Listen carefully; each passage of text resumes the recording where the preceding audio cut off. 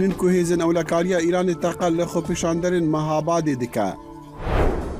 برسوا پارتیا یکیتیا دموکرات جبو ایریشن ترکیه ده هریم کردان ده چیه و پشتی خول بر شر داعش گرتی پرزدگاه شرفدین لچیای شنگالی پیشوازی لمیوانان دکا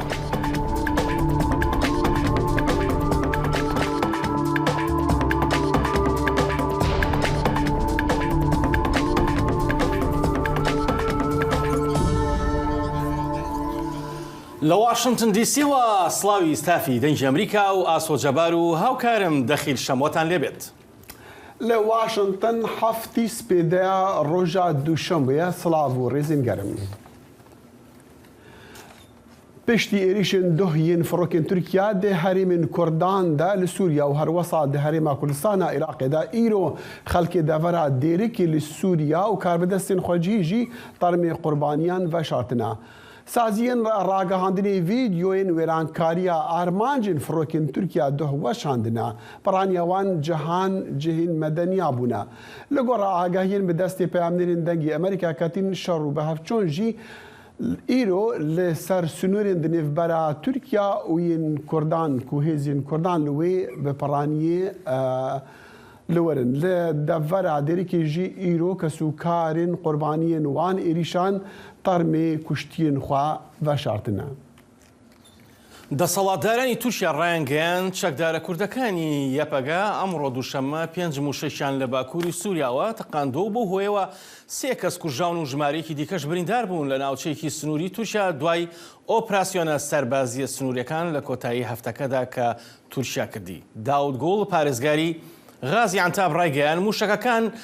بەر قوتابخانەیەک و دوو خان و بار هەڵگرێک کەوتون لە ناحیەی کارکامێژ لە نزیک دەواازەیەکی سنووری پارێزگای غازی عەنتاب و 6 کەس بریندار بوون. دواتر سولەیمان سۆیلۆ وەزیری ناوخۆی تورکیا ڕایگەیان 3 کەس گیانیان دەستداوە. کەناڵی CNN چۆرێک ڕایگەیان موشەکەکان لە ناوچەی کوبانی سووریاوە ئاڕاستە کراون کە لەلایەن یەپەگەوە کۆنتڕۆڵ کراوە بەڵام تا ئێستا ئەنجامدەرانی ئەو هێرشە سربەخۆیانە پژڕاز نەکراوەتەوە. چه آگاهی نو لسر عردی هنب تایبت جی لهرمین کردان امی رو بکن پیامنرین دنگی امریکا لقامش لو لدهوک هریم کردستان عراقی و لانکری جی لی ام جی قامش لو دست بکن پیامنرین دنگی امریکا زانا عمر بمریا زانا چه دقومن چه تشتی نو های چه پشات نو هنا پشتیوان ایریشن دو بله اجوه ایریشان داوی دست پی بکم گو بلی کلیه که بالافرین جنگی شر ارتشا ترکیه دورا روج هلاتی کوبانیه سورمغاره هات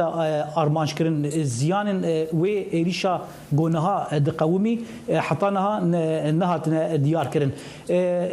امجدو شب هگر ام دست بکن ل نافچه حلب شر و پفچون پر گران هبون توبخانه ترکیه او دور توبخانه کر به تایبتی بشتیگو سه بنین بنگهن لشکرین ترکیه نوا خاک سوریه ده هاتن ارمانش کرن به موشکان مدیا نزیکی رژیم سوریه اویا اشکره دبیجه گو او ایریش جالیه ارتشا رژیم سوریه جی بکاتیه نها ایروجی لباکوری تلتمری بتایبتی لدردارا باليه زرگانه ده توبخانه ترکیه به توپان ایریشن پرتوند لوی دری پیکانینه هر وها بتایبتی لالیه کوبانجی او توبخانه ترکیه شویدند حتی دانی سبه او دور توبارند کر لی لنافچه اوی ندهندری باجرده لی داخل از اتخوازم آماجه وی که بکم گو ایرو بریار بو گو دوره که روسی ترکی هفبش لنافچه کوبانی بگره جبر توبخانه و روشا میدانی روسیای او دوره راوستان و درنکت بله بله زانا دیگه من ببینم دخوازن بزن کانی لدورا دیرکی کو خلکی طرمی قربانین خو و شرط نوکات شدیدین نو چه تبال میدانی لم دخواست بزنم دیار سلام بالایجی بمره یا لوان دورا کو جهه لیوین و چالاکی لشکری ترکیه چید بن مخابن سلام پیوندی ما پیران نباشه پیوندی بر راحت یخود کرن لی ایوب دمیر پیامدی دنگی امریکا الان قریب بمره ما دخواست بزنم ایوب حکومت چه بیجال سر وان ایریش إيريشن ده وتشتينو هيا لسروينا بتاعي بس جيا إيرو كوبرينها ما بهيسكو تركيا دي بيجا جي كوباني راكيت هاتنا آبتن دفر غازي عن تابو وخلق هاتيا كشتن داخل جخوا دوشي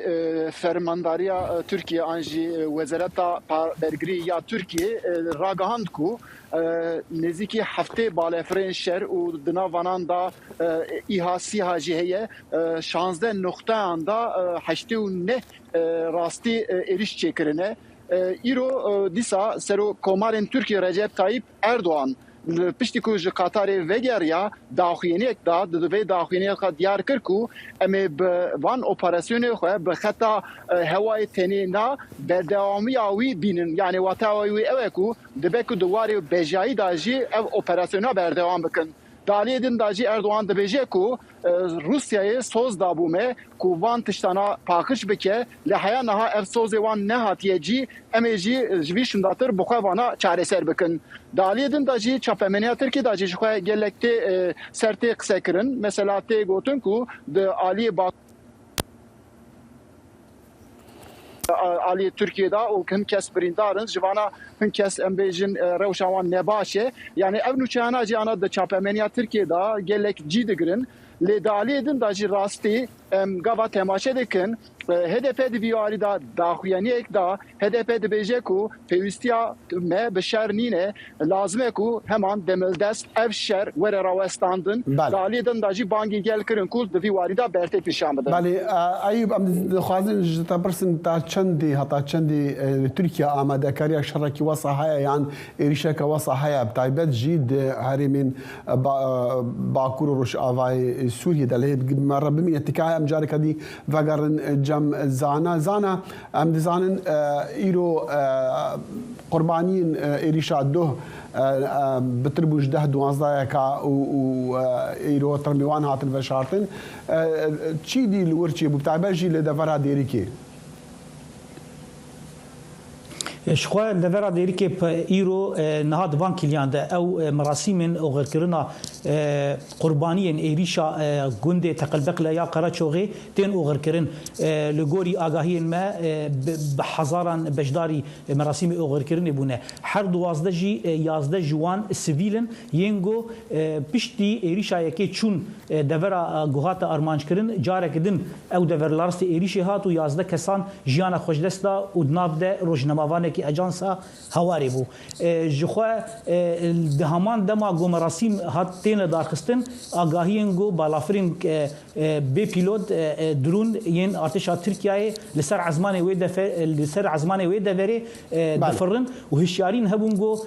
یعنی بترسا پیکانینا ایریشه کیجی بله هلبت ما بیست یا دو گورا پیامل کو دیگه ما دیسان هندک شرب هفچونجی لسر سنور انها اللي مدخست بزانا او فيديوين برينا ها مديتين دفرها ديريكي بون تشجه بون يعني او جي مدني بون تدبيجي مدني يازا جوانا هاتنا كشتن جين كو ارمان جا فروك تركيا او جي جين مدني ابون از خوازم اماجه وی نقطه بکم ایریشا یکی چه بود خالکه یا استاسیونا کهربی بو لوی داره که حارسه کی مدنی ین وی داره تکوشتن دماغو او ایریش چه بدنگ در دیکه خلک وین دوری دچن بسر جیگو او استاسیونا کهربی تقلبقلی گو ببینن چه قومی کاربن بریندارا شو در بخن لراستی ایریشه که دنده اویا دوی دمیدی 11 سیویل جیانا خوش دزدن بله ايوب لغوراكو ام دبينن لغوراكو ام دزانن كو لغورا تجي بحثي قوتين سروك تركيا رجب طيب اردوغان دي كيكو تشا روسيا تشتي تركيا جوانا خواستينا كريات غارك بو بكن كريا لي اوي كاركي بكن وصام تدغهن كو تركيا اماده كاريا اريشا كديكو لغورا قالك شورو فاكارو لغورا كاسين روشا هرم دي شوبين دي بيجن كو ديار تركيا ودس بيريشا كديجي بكا يعني حياه چند ناف تركيا دا اف آماده كاري هيا جبلكو ام حكومتي ولشكر بحسبكم كم زعن اوي تشا زبدك لي خلق اوبوزيسيون لاين دي ان سياسي تشي ديفيجن تركيا آماده بو اريشا كوصانها داخل لتركيا أنا يعني بحثوا أوبراسيونات كذا كرن وزارة برجرية وك أب تولهلدان نشاندا تولهلدان أشة تخينا استنبولي يعني بفيفا قريدة دنانا جبويجي رايا قشتي يا تركيا كو نزيكي حكومتيه دكارم بيجم كو تواي بشكري ددم في اوبراسيوني لدالي دن داجي اوبوزيسيون بدنگي كي دحوينه يعني بدنگي وان راستي او دزانن كو اب اوبراسيون لسر چه سده ميتي چيكرن لواتا كو اوبراسيون دب partiyên opozisyonê hemû ev operasyon pejirandin yani piştgirîdan vê operasyonê lê rastî yekeyek wexta ku li gel wan em qise dikin ew dibêjin ku ev operasyon sedema wî li gel hilbijartinê Erdoğan her ku dike rewşa wê xirab dibe bi wan dixware ser bikeve lê ew rasterast nikarin dengê xwe bi vî şeklî diyar bikin daliyê din da jî yên Kurd HDP an jî îtifaka ked û demokrasiyê daxuyeniyek da دبی داخوینی خود دیار کرکو پیوست اف اپراسیون د دما هما کورتا وره راوستاندن گل بانگی گلجی کرکو برتک لهمبری بیا وره دیار کرن به راستی روشا ترکیه انا جبوان اپراسیون انجی تشتان ام د بکارم بیجین کو روشا کا باش نینه لدیساجی د سلاتی وان اپراسیون بوان اپراسیون د خوازه کو درکوه پیش بله روش باش نینه لګورا کوته دی بیجی جبر مثلا عبوريه کو گرانی هي روشا عبوري خلافه یانجی اگر اندیجی هنه راستی تنی آبورینینه داخل پرسکریکا کرد آنا لترکیه همه دبه سدما همو پرسکریکان یعنی آبوری جیته دا ev mesele çen roj beri gel HDP şande ka AKP hevditin çekiribu heviyek çekiribu ana pişti ve operasyonu ev hevi her kuku çu şika داليدن داجي روشا ابوري جخا خرابه يعني قال روشا كا قال لك الودو تبليه دايه جبوجي او اوبراسيون هر كو بچه وان الوزيا زيده بكه يعني قال جدنا وان تشتان دا باوي كي فكار درت كلمه پیش تواهي قبايم ددن برچاف راستي پیشي امدا هل بجاتنه كي اول بجاتن جي دبه كو بسده مهن الوزين دنشي از دخوازم بزانم زانا اگر ببرنامه زانا اگر بمره بدم دخواز بزانم كان خلق ترسا خلقی چیا او خلق آماده کاریان چی دیگه اگر هاتو ایریشه که وصا ببا ام هیویدارن کوچه نبا زانا بله داخل جخوا افترس ایرو دگشت آستا که مستر ده به تایبتی پشتی آرمانش کرنا کرکمیش ناو خاکا ترکیه ده يعني ترسك زيده ناف كولانا كردين سوريا ده چه بويه او هستكرنا جو اوبراسيونا كبجاهي بس بك جو خود دما اوبراسيونا عزماني ده و بالافرين شر تروشين دربوني و دركتني درنكت هولي حركس الجي خما دمالا خدمه اش باجار يعني دفرين جو هاتن ارماش كرن دركتن چه نبو نها افترس هي جو اوبراسيونا كبجاهي لي او برسن يعني ويقالوا بري خبدن كو يعني بري نها دملي سريكانيه وغري سبيدما اوبراسيون شيبو بري خدان حسكي ودافريندن انها اف سرانسري سينوري بتركيا لراستي ارمانش كرنا اوبراسيون كبجاهيه ودمي ترسك مزن هي وفيت برسن قالوا بشم كو زانا عمر في عملية دنجي أمريكا لقامش لو أيوب دمير في عملية دنجي أمريكا لأنكر مرابن مخابن في عملية دنجي أمريكا للدهوكي كولوان دفرابو لفين تشكداري ليدي من السرسنوران ما نكاري بيواندي أما بغرخرابو ما نكاري أو نكاري بجداري برما بقال كي سباس جبوان ده پیامکی تویتر دا سیناتوری دموکراتی ولایت مریلند کریس وان هولند بیجا وای جارکدی ترکیه ایریش دیکا سیناتور هولند دنویسینا کو افچند محبون سروک ترکیه رجب طیب اردوغان بیجا ترکیه دی ایریشی هفبندین مین کرد لسوریا بکا او هفبندین کو پیشنگ بون د شر داعش دا دویت کس ایدی نهت خاپاندن و دویتن ربابریا بایدن با آوای کی خورد خلفي برسي خودي بكا لغورا غوتنا سيناتوري امريكي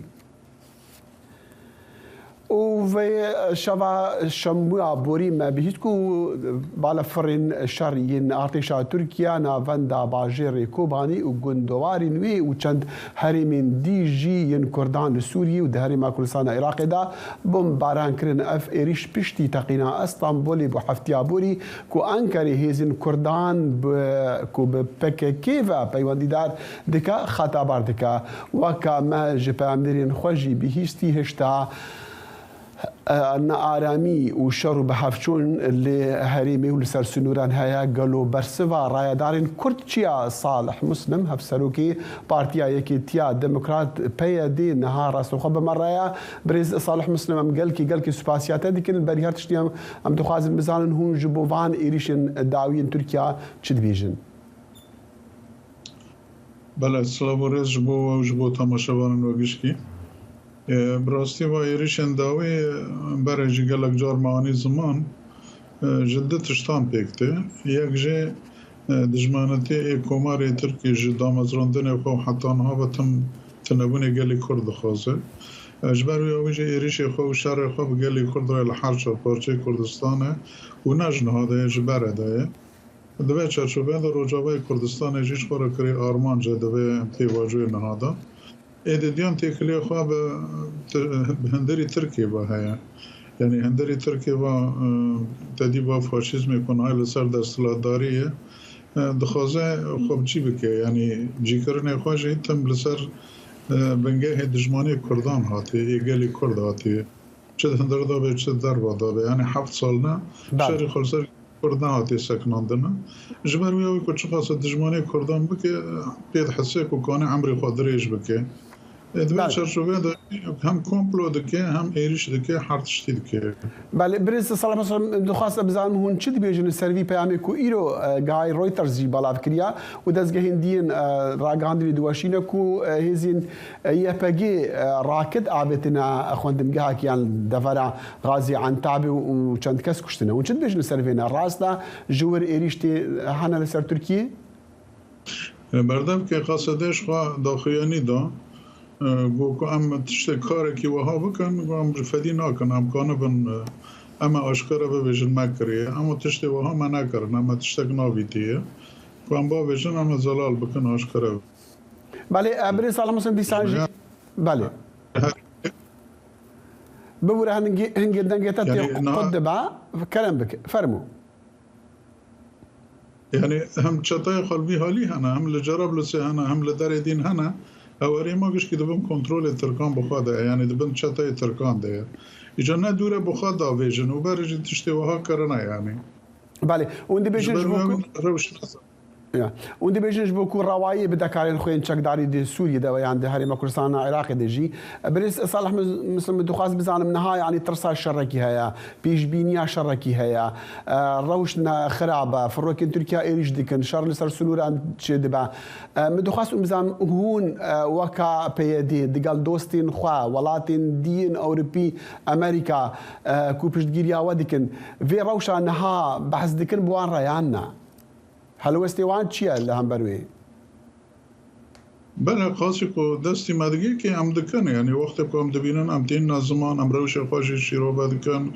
دخوازه برا به هیز کوالیسیون ناونتوی را بید خوازه دوست خورا بید هم جر روشه دبیجن لهم هم مسئله ترکان دنه گشکی دایه برخواه یعنی و تشتی هانا کود که نه لدجی مد که یعنی لدجی دنه گشکی که نه شخو فاشیزم ترکیه خطر خوانال سر گلی کرده بلکه گلی کرد دم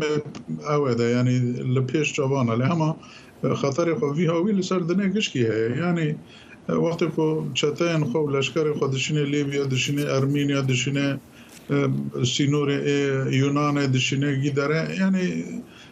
تهلیکا که مزنه لسر دنه گشکی یعنی عالم لازم وای ببینه يعني كرد راس برخوادنا اي مجبر ترى پیش متنج غير برخوادانه اما ايوانا قال لك تشتهنا قانون بكن يعني كون مثلا تركي بسكنين تدويرنا الهامبر تركي بستينا يعني قانون بكن اما اي ما بخوا برخدانه پیوتره متنه. بله اگر هاتو جاره کدی ترکیه ایریشی هرما واکر و لکوی دری با ما بستا يعني ارمان جوان وی چه با اون عمنا دکاری دوجی اون دیویژن بتنی و یا برخدانه اون دکارن وینا بکن لی ارمان جاوی چه با و لکوی دری با ام هی ویدار نبه البته بله برخدان گل محرکسک دو گوندی خدا درجی خدا دمال خدا برخده وش خو هزمه پاراستنه چی اوج خاصی کو قانون اونا جی تدبیر خو دگره نجبره ده تجربه خوشی هنه یعنی مثلا ایریشه که بجایی کو چه به برخو بدنه لما خوابن مثلا و هیز عزمانی کوتن ارینو اما او تشتانه دست بله هیز ما ده تنه یعنی بله اما باشی یکی بسیارم او بو اگر ببا و میویدار نبا ایریش ویلی کوی داری با و بچ آرمانج با ام نزانن براستی ام نزانن جبر مسئله دولت ترکیه ام نزان دکه ایریش لکه داره بکه بچاوی بکه یان بکه یان نکه لام دیسا دنرن یعنی در فتح خو و مسئله کنجکتور نونتوی جرا نم اوکو ایریش که وها بکه یعنی جرا نه بله پیکانه بکه یعنی اما بکه جی توشی دولت ترکیه مری نزانه کوبک جی ترل پیش متن نجغیر برخدانه هم گل هم جی هزن می پاراستنه خو روا بکن وایج دست مته و کدیم شکی اوتر بريز صالح مسلم هف سروكي بارتي كيتيا ديمقراط بمره براستا خو قال كي سباسيا دتكن سلاو وري سرشونج بوجي سلام لە کاتێکدا ئێران بەردەوامە لە ڕوبەڕووبوونەوەی تونند و تیژانە بەرامبەر خۆپشاندەران لە ناوخۆی ئێران و بە تایبەتی لە شارەکانی کوردستان لە هەوڵی بەسەربازیکردنی تەواوی ناوچەکاندان و کۆکردنەوەی هێزی زیاتر بە درێژایی سنوورەکان لەگەڵ هەرێمی کوردستانی عێراق. شارەزانی سیاسی دەڵێن ڕێگەکە بۆ لادانی سەرنجە لەو شتانەی کە لە ناوخۆی ئێراندا دەگوزەرێ بە تایبەتی سەرکوتکاری و کوشتارەکانی کۆماری ئیسلامی بەرامبەر خەڵک بۆ زیاتر زانیاری پەیامنێر و هاوکارمان سنوور کەریم و ئەحمەد زێباریمان لەگەڵدایە. ئەم کاتتان باش. شەوی ڕابردوو ئەحمەد هەر یەک لە بارەگاکانی حیزبی دیموکراتی کوردستانی ئێران لە کۆیە و بارەگاکانی کۆمەڵەی زەحمەتکێشانی کوردستانی ئێران لە کۆیە ئەو بانە گەورەی نزیک زەرگێز و کەمپی جێژنیەکان لە نزیک بەحرەکەی هەولێر کراونەتە ئامانج. دوای ئەوەی هێرشانە قوتابخانەی ناو کەمپەکە دەوامی فەرمی ڕاگرت و سەرجەم دانیشتوانەکەی کەمپەکەیان چۆڵ کردووە. ئەحمەد بارودۆخەکە ئێستا چۆنە؟ بەڵێ ئاسۆ بە چوار مۆشک بۆ هێرش کرایە سەر هەم قەڵای دیموکرات هەم کەمپی ئازادی کە تایبەتە بە پەنابەران. ئەو چوار مۆشەکە یەکێک لە مۆشەکەکان بەرقەڵاکە کەوتووە، مۆشەکێکی تر لە دەوروبەری قەڵاکە بۆ دوو لەو مۆشەکانە لە نێو کەمپی پەنابەران کەوتون، لە تەنیش نەخۆشخانەیە کەوتون، نەخۆشخانەی پەنابەرانن. ئەو کەمپەنە هەرچەندە بەشێکی زۆر لە پەنابەرانی نێو کەمپەکە و کەمپیان بەجێشتوە لەبەرەوەی لەمەوەی ئەم دوو مانگەدا سێم جارە هێرشی سەر قەڵای دیموکرات و سەر کەمپەکە دەکرێتن. یعنی ئاسو مەبەستم بۆ بزانم بۆچی بە دیاریکراوی هێرشی سەر قەڵای دیموکرات دەکرێت، ئەم قەڵایە چی لێیە، بۆچی چەندین جارە هێرشی سەر قەڵاکە دەکرێتن. من خۆم ماوەکانی ڕابردوو سەردانی نێو قەڵاکەم کردووە. قەڵاکە ناوەندێکی کەلتوری فەرهەنگی هونەریە، کۆڕ و کوبوونەوە و چالاکیە سیاسیەکانیش لەوێ بەڕێوە دەچن، بەڵام ناوەندێک نییە، شوێنێک نییە بۆ دانانی چەک و هەروەها فێرکەی سەربازی. بۆیە ئەمان بەگشتی زۆر نیگەرانن، ئاڵێن ئێمە پێشمەرگەمان هەن لەسەر سنوورەکان، ڕاستە لەوێ هێرشیان دەکرێتە سەر، بە درۆنیش هێرشیان دەکرێتە سەر، بەڵام ئەوەی قەڵای دیموکرات ناوەندێکی کەلتوری فەرهەنگیە، چەندین خۆلی تایبەت بە ژنان لەوێ دەکرێنەوە، چەندین خۆل و فێربوونی زمان بۆ قوتابیان و منداڵان دەکرێتەوە. بۆیە ئەوان لەمان نیگەران زۆر داوایەکەن کە سنوورێک بۆ ئەم هێرشانە دابنرێتن. لەو هێرشەدا پێشمەرگەیەکیان بە ناوی چیاگۆ گیانی لە دەستداوە، بەردەوام ئەوان هەڕەشەیان لەسەرە لە قەڵای دیموکرات. ئەمە تایبەت بە قەڵای دیموکرات. ئەگەر دەرفەتم هەبی باسی کەمپی جێژنیکانیش بکەم. ئەمەویست باسی کەمپی بڵێ کەمپەکە بارودۆخی کەمپەکە چۆنە، کەمپی پەنابەرانی کوردانی ڕۆژهەڵات؟ دوو درۆن بەو کەمپە کەوتون کەمپی جێژنیکان، ئەوەی کە بە 10 کیلومتر نزیکە لە شاری هەولێر ئەو دوو درۆنەیەکێک بەر دەرگای ماڵە کەوتووە، درۆنێکی تریش بە دیواری ئەو ماڵە کەوتووە، بەڵام هیچ زیانێکی گیانی نەبووە، تەنها زیانەکان مادی بوونە. ئەوەی کە زۆر جێی نیگەرانیە ئەم خەڵکە پەنابەرن، فۆرمی یوئێنیان هەیە، ئاسۆ فۆرم و ناسنامە یوئێنیان هەیە، ئەمانە 27 ساڵە پەنابەرن لە نێو ئەم کەمپە. دەسێم جارە هێرشی سەر کەمپەکە دەکرێتن، یعنی هەر لە سەرەتا 27 ساڵ بەر لە ئێستا مەفرەزەیەکی کۆماری ئیسلامی ئێران هێرشی سەر کەمپەکە کرد، 4 پێشمەرگە کە پاسەوانی کەمپەکە بوون، هەڵبەت هەندێک پێشمەرگە لەوێن پاسەوانی کەمپەکەن، ئەمانە پاسەوانی ئەو پەنابەرانن، پەنابەرانیش نایشارنەوە کە پەنابەری سیاسین دژی کۆماری ئیسلامی ئێرانن، دژی ئەم ئەو دەسەڵاتان، دژی ئەو حکومڕانیان. اینجا کاتێک 27 ساڵ بەر لە ئێستا هێرشی کرایە سەر 4 پێشمەرگە گیانی لەدەست دا و 7 بریندار بوون، جارێکی تریش بە هاون هێرشیان کردە سەر. ئەمە ئێستا سێم جارە هێرشی سەر کەمپەکە دەکرێتن. بۆیە خەڵکی کەمپەکە داوا دەکات، داوای لە یوئێن دەکات کە ئەمانە ناسنامە یوئێنیان هەیە، فۆرمی یوئێنیان هەیە، داواکەن یوئێن بێتە دەنگ، داوا لە خاچی سۆری نێودەوڵەتیەکەن، داوا لە حکوومەتی عێراق، حکوومەتی هەرێمی کوردستان دەکەن کە بەتوندترین شێوە بێتە دەنگ. دێمە وڵات ئەحمەد سنوور، حکوومەتی هەرێمی کوردستان داوایەک بۆ حکوومەتی فیدراڵی و نەتەوەی گرتووەکان و کۆمەڵگەی نێودەوڵەتی دەکات و هێرشەکانی ئێران بۆ سەرخاکی هەریم ڕاگرێت، ئێران ڕاگرێت. ئایا چی کراوە لەو بارەیەوە؟ ئایا ئەم فشارانە فشارێکی حکوومەتی عێراق و یان فشارێکی حکومڕانی حکوومەتی هەرێمی کوردستان دەتوانێت چی بکات؟ بەڵێ ئاسۆم کاکتان باش دیارێتێمە لە زەرگوێزین پێش ئەوە دەمەوێ زانیاریەکانتان بۆ بگوازمەوە لەو چەند کاتژمێرێک بەر لە ئێستاواتە بە نزیکی 14 بۆ 15 کاتژمێرێک بەر لە ئێستا بوو کە هێرشەکانی ئێرە بەڕێوەچوو، بەڵام پێی زانیاریەکان تەنیا یەک درۆنداوێتی لە بنکەیەکی سەربازی هێزەکانی کۆمەڵی زەحمەتکێشانی کوردستان بە پەیزانیاریەکان کە لە خۆیان وەرگرتووە بە تەواوەتی بنکەی سەربازیەکەیان خاپوور بووە، بەڵام خۆشبەختانە هیچ کەسێکی داگیانی لەدەست نەداوە. دیارە من ئاسۆ لە بەرنامەکانی تریش لە جارەکانی تریش ئاماژەم بەوەدا کە خۆشیان دەڵێن هێزەکان لە زەرگوێز لێرە چونەتە ناو شافەکانەوە تا بن کۆبارەکانیان گواستۆتەوە. سێ ئەمانج لەمە هەیە، یەکێک لەوانە کە ئەو پاساوەیە کە بۆی پاساو نەدەنە حکوومەت و ڕژێمی ئێران بۆی هێرش بکاتە سەر خاکی هەرێمی کوردستان. لە هەمان کاتدا کەمکردنەوەی ئەو لۆدەیە کە حکوومەتی هەرێمی کوردستان یاخود ئەو فشارەیە کە حکوومەتی هەرێمی کوردستان پشتی لەسەر حزب ئۆپۆزیسیۆنەکان بۆەوەی کە خاکی هەرێمی کوردستان یاخود بەکار نهێنن بۆ هێرشی سەربازی یاخود بۆ کاری سیاسی سەربازیان لە دژی ڕژێمی ئێران. بۆیە یعنی بە دوو ئامانج لێرە ئەمان بارەگاکانیان گواستێتەوە. ئەمە لە کاتێکدا وەکو جەناب دامەشت پێکرد حکوومەتی هەرێمی کوردستان ئەمڕۆ داوا لە نەتەوەی گرتوەکان و عێراق و تەواوی کۆمەڵگەی نێودەوڵەتی دەکات هێرشەکان ڕابگیرێن. لەبیرمان نەچێت لە ئێستادا هەرێم وەکو ستاتۆیەکی نیمچە سەربەخۆی لە ناو خاکی عێراقدا، واتە هەموو چاودێران ئاماژە بۆ دەکەن کە دەبێت بەپێی دەستور بەپێی قانون سیادەی خاکی عێراق ئەرکی حکوومەتی عێراقیە کە بتوانێت بیپارێزێ و شەرمەزاری ئەم هێرشانە بکە. ڕێگە نەدا حکوومەتی ئێران و دراوسەکانی خاکی هەرێمی کوردستان و عێراق بەکار بهێنن بۆ هێرشکردنەکان لایەنە ئۆپۆزیسیۆنە ئێرانیەکان و هەروەها لایەنە ئۆپۆزیسیۆنەکانی تورکیا. بەڵێ باشە سنوور، هەندێک لە باڵۆزخانەی وڵاتان لە هەرێم و عێراق ئەو هێرشانەی ئێرانیان شەرمەزار کردووە، بەڵام وا دیارە سەرۆکایەتیەکانی حکوومەتی عێراق هێند ڕژد نین بەرامبەر پێشێلکاریەکانی ئێران، ئەوە چەندین جارە دووبارە بێتەوە. بەڵێ ئەگەر مەبەست لە حکوومەتی عێراقا وا بڕیارە سدەی پەرلەمانی عێراق بۆ ئەو مەبەستە کۆ ببێتەوە بۆ ئەوەی کە سەرکۆنی هێرشەکانی حکوومەتی ئێران بکەن، ڕژێمی ئێران بکەن. لە هەمان کاتە ئاسۆ لەبیرمان نەچێت لێرەدا تەنیا هێرشی ڕژێمی ئێران لەسەر خاکی هەرێمی کوردستان بەڕێوە ناچێت. لە دوو ڕۆژی ڕابردوودا باڵێزخانەی ئەمریکا لە بەیاننامەیەکدا ڕایگەیاند داوای لە هاوڵاتیان کرد کە خۆیان بپارێزن لەبەرەوەی کە هێرشێکی هاوبەشی حکوومەتی تورکیا و ئێرانیش هەیە کە بەپێی چاودێران ینی چاودێران ڕائیان وایە مەبەست لە هێرشە زەمینیەکەی دەوڵەتی تورکیا والێک دەبێتەوە کە مەبەستی لە شنگال و کەمپی مەخمور بێت. بۆیە پێدەچێت لە قۆناغەکانی داهاتوودا هێرشەکان دەرفراوانتر ببن، چه هێرشەکانی ئێران چه هێرشەکانی تورکیا بۆ ناو خاکی عێراق بەڕاستەوخۆ بێواتە بە شێوەی زەمینی بێ. بۆ ئەمە حکوومەتی عێراقی بەیانی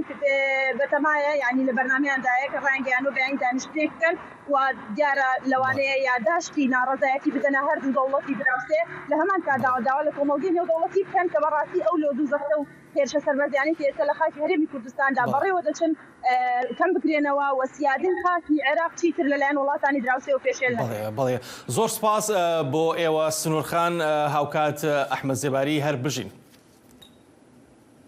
ئێران لە هەوڵی سەرکوتکاریدایە بۆ کۆنتڕۆڵکردنەوەی ئەو شارۆچکەی کە لە چەند ڕۆژی ڕابردوودا لەلایەن خۆپیشاندەرانەوە دەستی بەسەراگیرا بوو. چەند شارێکی دیکەش خۆپیشاندانی گەوری تیاکرا. هێزی سەربازی بۆ چەندین شاری کوردستان جێگیر کراوە. ناڕەزایەتەکان دژی کوشتن و ڕفاندن و سەرکوتکردن و پڕکردنی زیندانەکان هەروە بەردەوامە و بە خێرایی پەرەی سندووە و گۆڕاوە بۆ بانگەوازێکی فراوانتر لەلایەن زۆرێک لە ئێرانەکانەوە بۆ ئازادی و گۆڕینی ڕژێمی کۆماری ئیسلامی. بەڵام بەپێ راپۆرتە ناوخۆیەکان هێزەکانی ئێران لەسەر سنوور ئامادەکاری دەکەن بۆ هێرشی سەربازی بۆ سەر بنکە و لایەنە کوردیەکانی ئێران لە هەرێمی کوردستان. سەبارەت بۆ پرسە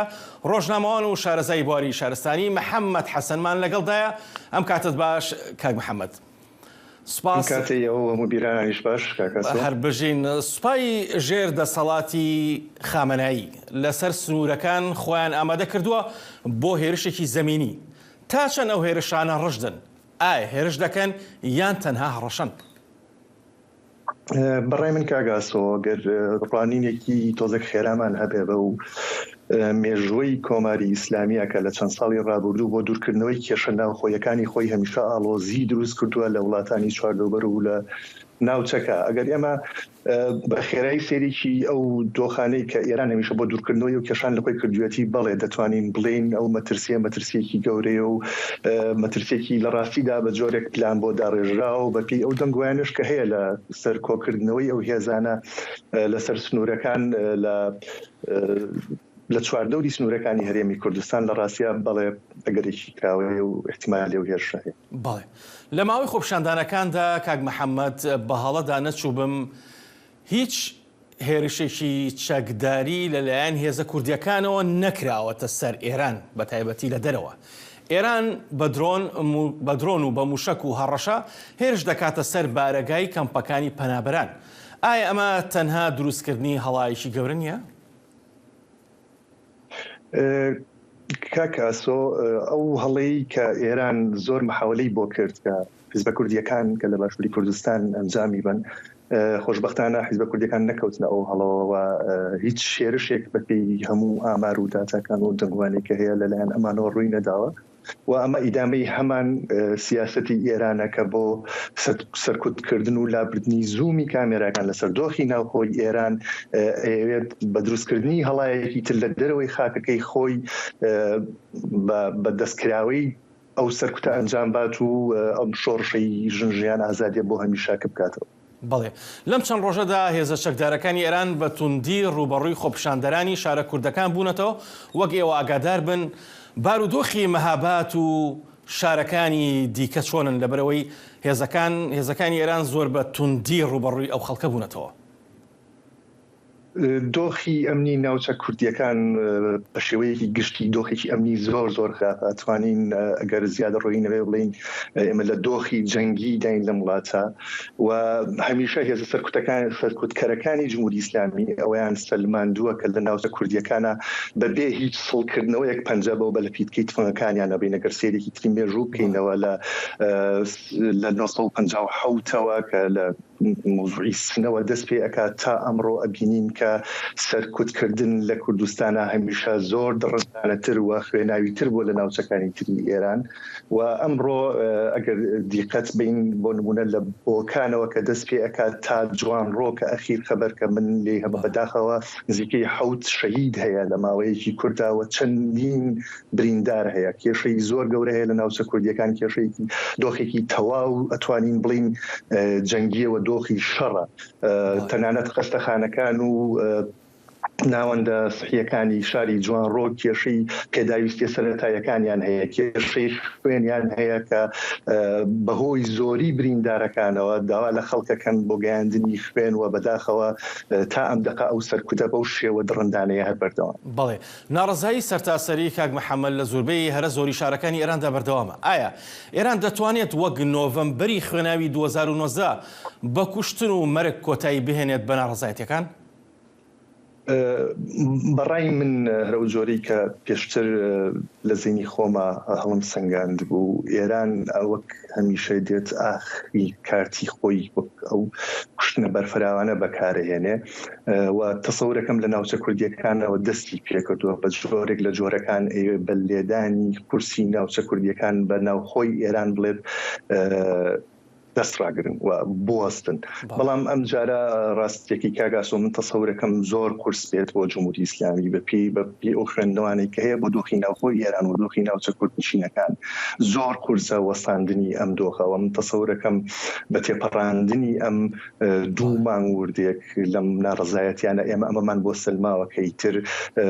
نەتەوەکانی یان ناو ئێران و دانیشتوانی جوگرافیای سیاسی ئێران بە ڕوونی ئەزانن ئەم جارە ڕانەوەیەک بۆ دواوە بوونی نییە بەڵکو ئەگەر بۆستن بۆ هەمیشە دەسڕێنەوە دەنگیان کردێت. بەڵێ هاوکات جیاوازی ئەم خۆپیشاندانە لەوەدایە کە لەگەڵ خۆپیشاندانەکانی پێشووترا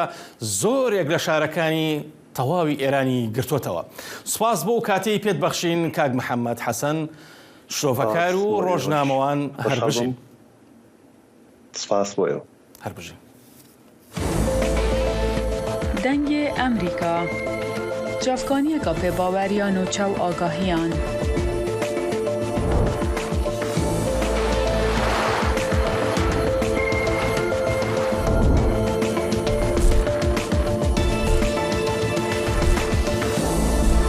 برای مالپەر و پلاتفۆرمên میدیا civakîya dengê Amerîka bala xwe bidin pêzanîn û nûçeyên cîhanê.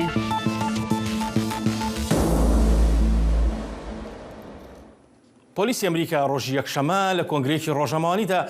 ڕێگەیان ئەو چەکداری کە تەقەی لە ناویانەیەکی شەوانەی هاوڕەگەزخوازان لە ویلایەتی کۆلۆرادۆ کردووە و لانی کەم 5 کەسی کوشتە بوو لەلایەن 2 کەسەوە لە ناویانەکەدا ڕێگری لێکرا بوو. ئەوان ناسنامەی تومەتبارەکەیان ناساندووە کە ناوی ئەندرسن ئەلی ئاڵڕیجە تەمەنی 22 ساڵە و چەکی بەکارهێناوە کەوا دیارە ئاهەنگگیران ڕۆژی یادکردنەوەی گۆڕانی ڕەگەزیان بەڕێوە بردووە لەو هێرشەدا کرانە ئامانج ئەم تەقەکردنە دوایەمین هێرشەکان بوو بۆ سەریانەکانی هاوڕەگەزخوازان لە ئەمریکا کە کوشندەترینیان لایەنێکی شەوانە لە ئۆرلاندۆی ویلایەتی فلۆریدا بوو لە ساڵی 2016دا و 49 کەس بەو هۆیە کوژان هاوکات سەرۆکی ئەمریکا جۆ بایدن لەو بارەوە ناڕزایی و هاودەنگی خۆی دەربڕی. ئیلان ماسک خودیە تویتەرێ بڕیارگرتیە و ئەو دێ حسابا سەرۆکێبەری ئەمریکا دۆنالد ترامپ یا تویتەرێ ڤەگەڕێنە لە ترامپ دەبێژە ژووی ڕائێدی ئەو نەخەمەک مەزنە بە ئالێکی دیڤە و گەل لادانا تیمی مافن مرۆڤان یێ تویتەرێ بسپۆر هشداری دەدەن کە ئەو دێژ بۆ بەکارهێنەرین تویتەرێ لە سەرانسەری جیهانی چاوە بە. لە ئەکەمی لە کارلادەنی بە کۆمەڵی کارمەندان لە کۆمپانیای تویتەر هەندێک شارەزایانی ئۆنلاین ڕەخنە لە بڕیارەکە بۆ نەهێشتنی تیمی مافەکانی مرۆڤی کۆمپانیەکە دەگرن و دەڵێن بڕیارەکە هەڕەشە لە پارێزراوی بەکارهێنەرانی تویتەر لە سەرانسەری جیهان دەکات. تیمی مافەکانی مرۆڤی تویتەر کاریان بۆ داڕشتنی سیاسەتەکان کرد ئەوەی داکۆچی لە ئازادی دەربڕین کرد و هاوکات پارێزگاری لە تایبەتمەندی و پارێزراوی دەکات. شارەزایان دەڵێن بەبێ بوونی ئەم تیمە و کەمکردنەوەی ژمارەی تیمی سەرپەرشتیکردنی ناوەڕۆکی بابەتەکانی تویتەر هەندێک لە بەکارهێنەرانی تویتەر دەشێت لە مەترسیدا بن.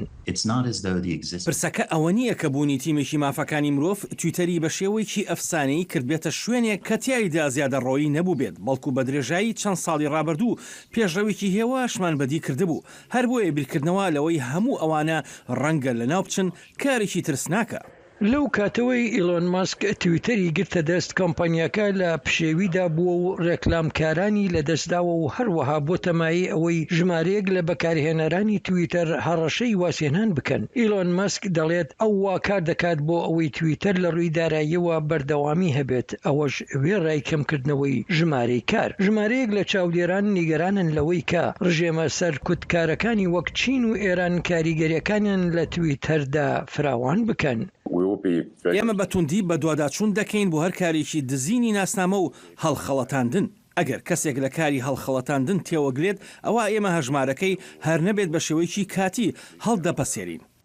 بە گوتەی پسپۆران لە سەروبەندی جەنگ لە ئۆکرانیا تیمی مافەکانی مرۆڤ لە کۆمپانیای تویتەر ڕێگری لە حکومەتان و میدیای سەر بە دەوڵەتان کرد تا بابەتی بەدیلگیراوانی جەنگ بڵاو نەکەنەوە. بەبێ ئەوەی ئەو تیمەمان هەبێت لەوێ بەبێ ئەوەی تیمی جیاوازی هەرێمیمان هەبێت کە بتوانن جیاوازی بکەن لە نێوان شێوازەکانی با بڵێن وتاری ڕقوکینە و هاندانی توندوتیژی لە پلاتفۆرمەکەدا ئەوا دەبینە خاوەنی ئۆفیسێکی بەتاڵ و سەرچاوەیەکی زۆر کەم بە وەڵامدانەوەی هەندێک پەرەسەندن کە بەڕاستی جێی نیگەرانی دەبن لەم پلاتفۆرمەدا. ئیلۆن مەسک دەڵێت ئەو ئەنجومەنێکی ڕاوێژکاری پێک دەهێنێت بۆ چارەسەرکردنی بڕیارەکانی سەرپەرشتی ناوەڕۆکەکان. ئەگەر تۆ لە ژینگەیەکی سەرکوتکاردا بەکارهێنەری تویتەر بیت وەک عەرەبستانی سعودیا یان لە ئێستادا لە هەندستان، تۆ هەتا ڕادەیەک هیوا دەخوازیت کۆمپانیاکە بپارێزێت و کۆمپانیاکە زانیاریەکانی تایبەت بە بەکارهێنەر بپارێزێت. لەو دەمەی کۆمپانیای تویتەر لە تەقەلادایە بۆ بەدەستهێنانی بنەمایەکی دارایی هاوکات گۆڕانکاریەکانی ئەم دواییانە هەندێک هەڵسەنگاندنی لەسەر مەترسیەکانی نووسین لە تویتەردا دەبێت. بۆتی ناترین سمکۆ عەزیز دەنگی ئەمریکا. دوه یەکەم یاریە فوتبۆڵە جیهانەیە ساڵە 2022 لە قەتەرێ دەست پێ کرد. بە سەدان ملیۆن خەڵکی جیهانێ بە حەزرەتا دیتنە یاریە تیمێن خوانە پشتی vê navbera Kurd Sîrwan Qeço wî agahiyên dawî bideme.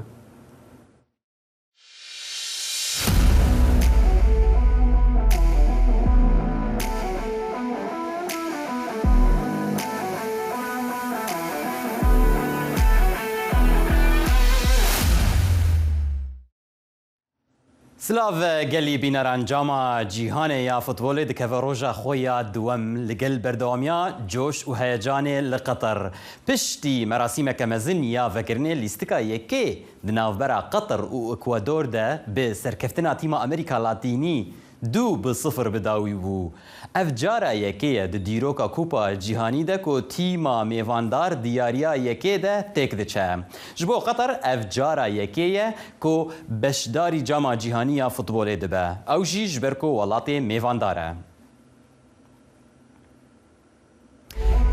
Di agahiyeke din de gelî bînerên hêja ji bo cara yekê di dîroka Kupa Cîhanî de sê nav bijîvanên jin beşdar dibin. Di Mondyala Qeterê de Stephanie Frappart ya Fransî, Yoshimi Yamashita ya Japonî û Salima Mukansanga ya ji welatê Rwanda li Efrîqa dê reveberiya çend lîstikan bikin. Ji bilî van jî sê nav bijîwanên jin yên alîkar hene ku ew jî dê beşdarî yariyan bibin. Bi tevahî 33 nav bijîwan beşdarî vê mondyalê dibin, ji bilî wan jî 69 nav bijîwanên alîkar hene. Em werin ser lîstikên ku îro birêve diçin piştî dora nîv demjimêrekê ji niha Ingiltera û Îran di grupa B de tên berhev. Ji ber xwepêşandanên li Îranê tê çavarekirin ku bandora rewşa siyasî li wî welatî li vê lîskê diyar bibe. Bi taybet ji ber ku hinek ya rîzanên tîma Îranî helwesta xwe hember tund û tûjiya hikûmetê dijî xwepêşanderan nîşandane. Lîstika piştî wê jî navbera Senegal û Holanda de ye. Her du tîm di grupa A de ne anko grupa ku li gel Qeter û Ekwador de dilîzin. Hêjaya gotine ku stêra tîma Senegalî ya navdar Sadio Mane ji ber birînê beşdarî yariyên mondyalê nabe. Çalakiyên rojê bibûre bi lîstikeke dî di navbera Amerîka û Wales de bidawî dibin. Her du tîm li gel Ingiltera û Îranê de di grupa B de bi cih digirin. Tîma Amerîka bi lîstikvanên xwe yên genc tê naskirin û ji bo Wales jî ev cara yekê ji sala 1958 ku beşdarî lîstikeke cama cîhanî dibe. Belê gelî bîneran ji bo ku em bêtir li ser vê babetê baxivin wekû me soz bi wer daye mêvanekî me heye ew jî yarîzanê berê yê tîma niştimaniya Sûrî û her wiha rahênerê niha yê futbolê Kawa Hiso ji Holanda bawakî zindî berê Kawa gelek spas bo beşdariya te berî her tişt dixwazin nerîna te ser merasîmên vekirinê do li Qeterê û her wiha tîma yekê yan gêma yekê di navbera Ekwador û Qeter de bigiştî çawa bû atmosfêr. روج باش کاک سیروان براستی مراسم کورت و جوان بون از کارم بیجم وکو لیستگوان اکوادوری و قطری تجربه لیستگوان اکوادوری بهتر بون قطری مترسیه گیتناف دلیوان دبو جبروی ام سوای خوی مزن تقدیم نکردن از بیجم تو سپرایز ده وکو نتیجه سپرایز ده نبو وكو ياريزان اكوادوري باشترين جي قطري وسبرايز ناب نتيجه النبو تشتكي بالكيش وجي براستيكو جولك دنجي وندابو كوام تخازن بحثا جيمين ايرو بكن انها بشتي كيمي نيف ساعتي انجلترا وايران اللي بيجبينيه تجربه فيك تشنه بكرتي براسي انجلترا وايران امكان بيج انجلترا باشترين فريق التيم جهاني نوكا وكو ياريزان يك باشترين ياريزان جهاني مترسيك تاني هي وكو مجموعه نبهيزه وكو لاعبين هل يكون لاعبا ايران امكان بيجن تجربه وان كيمترنج انجليزي لكن مباراه كمينه احتمال قوة إنجليزية جاء إيران بهترة البريمة نسبة بدنا إنجليزية بهترة جاء إيرانيا. شو هرجع جيت تشكيج نفكا درت كيفن سربرايز برنكاوا دنهين ده همان جروب ده أمريكا ويلز ليزن أفحر دوج تيم جي نقل كي تيم نافدار نرينا تسروان شيء. براسي خيالي وان هردو تيمان نقلك دريجن يعني وانا خيالي وان بقين قناغي دوام جوار وكو تشكي قلق باشا هردو تيم يك مستوانا از دبيجم الجيمجي خوش به لكن مستوى جيمد انجلترا وهولندا وانا دبن ومقوت خيالي وان حتى قناغي دوام بله بري جيما امريكا ويلزي شخوي سنغال وهولندا د جروبا يكي دبليزن كو او قطر واكوادور جدن او شاوت بينا هولندا ولاتي قلت هالي براستي هولندا ام كارن بيجن هولندا يك جوان باشترين دفاع جهاني بنافوندي حتى بيس جيما حج جول قارنه ام كارن بيجن ديجي قوترين هجوم جهاني ده لكن ساديو ماني نكار بليز ساديو ماني نكار بليز ام كارن بنسبه بردنا هولندي صديق شيستا سنغالي صديق شله هل بدو ايرو خيابك كا هولندا حتى كين ران رادي دكاره منافسه لسيرفي دفي جاما جهاني بك كوا قال لك سباس يا ريزاني بري تيمان اجتماعيه سوري وهر وها راهناري فوتبول هولندا دمربو ام سبب تربحسا فان بكن بفي كي جي قالي بينران ام هشتن داويا في خلك اخو حتى سبب من خير وخوشيده سپاس سیروان مزارگاه شرفدین یک جی مزارگاه کفنارین ازدیانا لچای شنگالی او قناغا جوینا ازدیان و دوستو هگرین وانا لچندین بونه و هلکفتن سالا ندا به دریجاهی 3 سال شر داعش جی شنگالیان با آلیکاریا دوستن خواه بروانی جی کرو نهشتن داعش نزیکی وی جهه پیروزی ازدیان با نهاجی سردانان جبوه مزارگاه دست بکریا پیانر دنگ امریکا کاوا عمر جی بكاميرا كورت كونكشن فا سردانا وركريا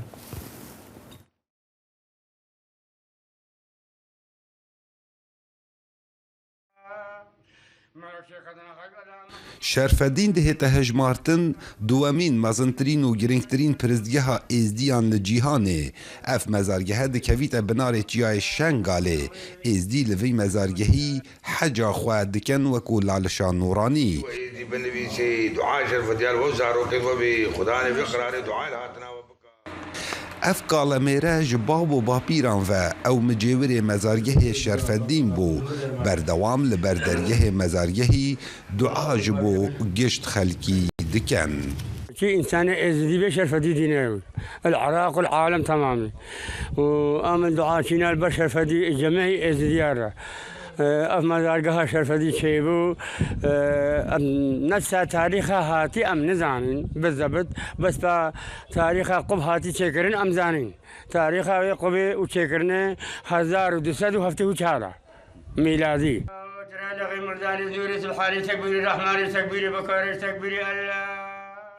لشرفدینی چندین جهو نیشان هنه کو پیروزیا خواه و شیخ اسماعیل شیخ بحری مجاور وی مزارگهی وصابو دنگ امریکا دیارت کتن مزار شرفدينا ومزار أمادينا مزار بيرافاتا مزار سجادينا مزار شمسة مطبخ شرفدية ومغارة شرفدية أبد خيانة كرتي هن كده هبن بس أبد خيانة أبنا لوی مزارگهی به جوازی پیشوازی لگشت مروان دهیتا کرن لو ما روزانه خلکه که زور قستا مزارگهی کنو طوافا خواه دکن اف جنه باب ویج بالچکدارین داعش و هاد بو کشتنو او بردوام لاوا و دعات کتن جبو امناهی و پیگوژیان برقرار بیتن لشنگاله از جبورك هاتيما وجاز شخانة سهري البورك زوجي ومال فرماني بابي مي ونداو المال دما براي مهاتا بكير ونكن هات قلنا محتاجين من زب حمري مازنم تشتكي مناكن وبشتنجيم هات المانيري منت ونداو وتو نكاهاتي تبو بابي خود دعا كرن عم دعا كرن موقف كريك شوية وشي زد يعمل بوشي بس تي بابي ونداوي كاكي مزارگه شرفدین لسردم چکدارین داعش زیدتری 13 ایرشان لسر هات نکرن لی خورتین ازدیان براوانی جوی مزارگهی کرو شیخ سمائیل شیخ بحری وکو نها لاوات کرن لبردرگه مزارگهی کو شرفدین بهتا پاراستن ج ایرشین داعش کاو عمر دنگ امریکا قضا شنگاله 10 ثانية اوكي بهیوای بەختەوەری بۆ هەمووان هەر شاد و بەختەوەر بن. هەتا بەرنامە سبەحی یاکۆت کۆنەکشن هەر شاد و بەختەوەر بن و خوداحافیز.